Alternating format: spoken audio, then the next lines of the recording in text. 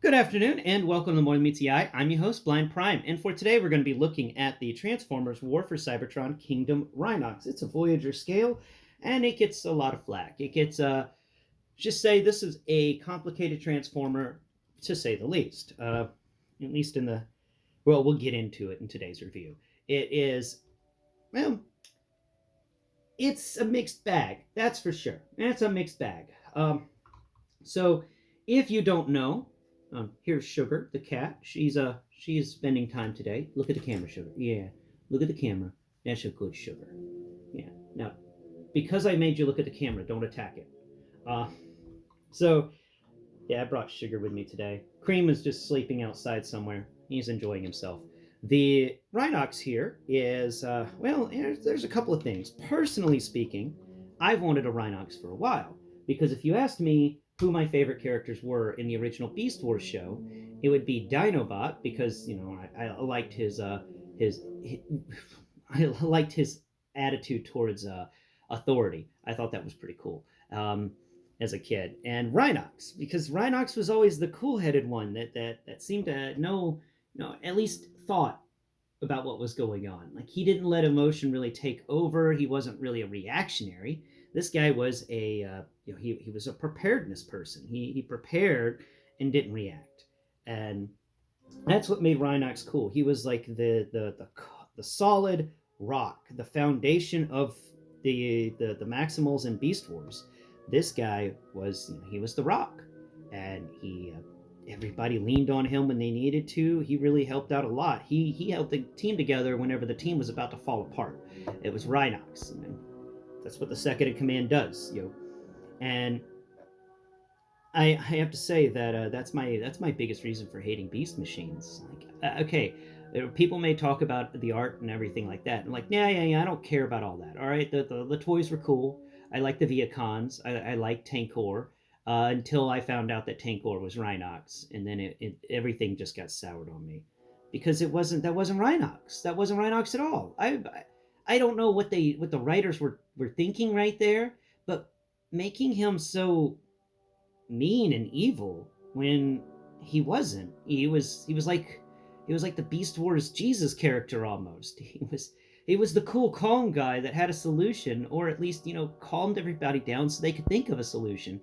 And I mean, I may be remembering Rhinox wrong, but that's how I remember him from my childhood. He was the cool, calm, collected person in there.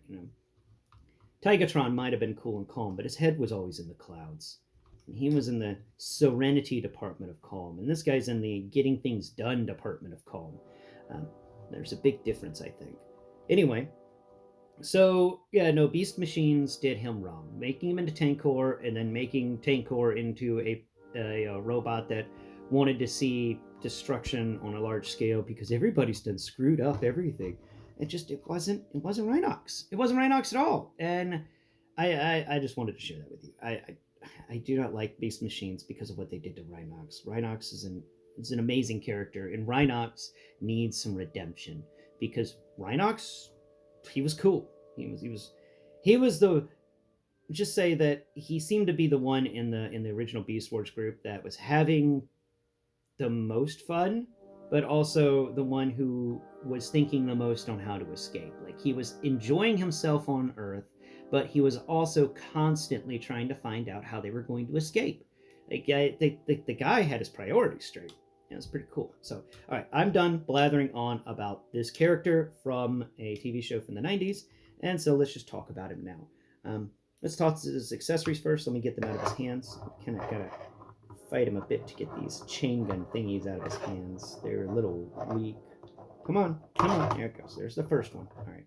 They are really tight in his hands. Now we got to get the second one. Come on. Come on. Get up. Get up. Get up. Get up. Get up. Get up. Come on. Come on. Come on. There it goes. Okay, good. All right. Oh, at least you can't say that he'll ever lose his weapons. So he comes with two of these little chain guns that he had in the show. Now, Sugar, you were just sleeping over there. Go back over. You just blocked the guns. I was just showing the guns off. Go. Okay, so here's the guns here. They are two big chain gun things like from the show, except they're not as big as in the show. Like, they're as big around, But like, and you look at the other side of them, they're really thin. Like they're really flat. I don't know why they did that. You know, they could have made them a little bit bigger. That would have been cool. But you can't put them together. You know, you put all their little nodes together, the little places where the bullets come out. They're actually designed to just kind of fit together. And this will be a part of the center of the transformer whenever we do the transformation step. Like this is actually necessary for transformation to make this weird looking thing. And this is a advice to you: never lose these guns. They are necessary for transformation, and they will screw everything up if you don't have them. And you can't really, you know, you can't put them in the. Actually, no, you can't put them together where the both of the handles are facing down. Isn't that neat? Okay, they also store on his back, so let's go ahead and get him spun around here. All right, he is a chunky guy.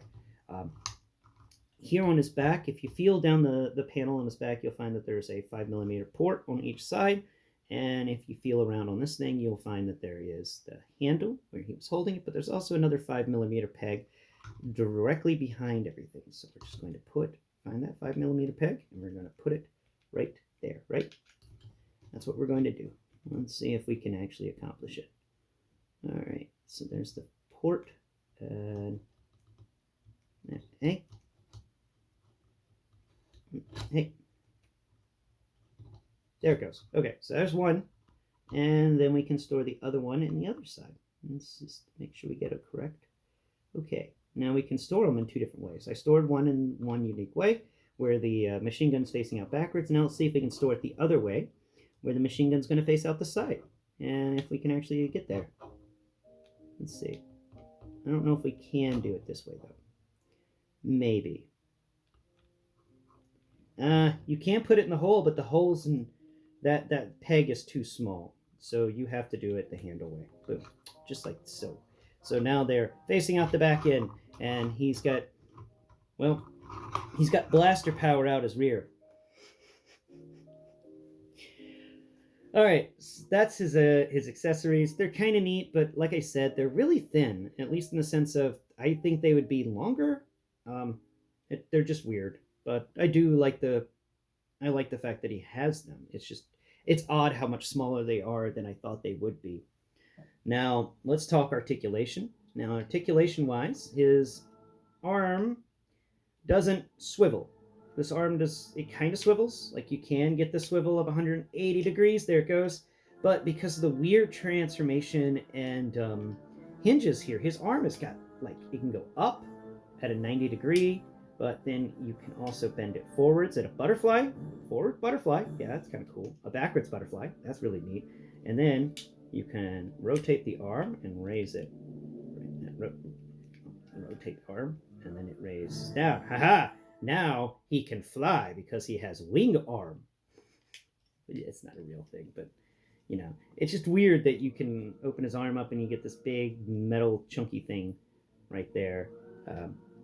His arm hinges for his shoulder are very odd, but it does allow for a lot of range of motion. Like he can get all sorts of things. Like, look at him working the kink out of his shoulder right there. Yeah, work it out.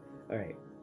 Elbow wise, he's got a 90-degree elbow, and because of all the Rhinox armor on him, that's all he gets is 90 degrees. The hands do not rotate at all. They're stationary, except for transformation where they fold into the foot.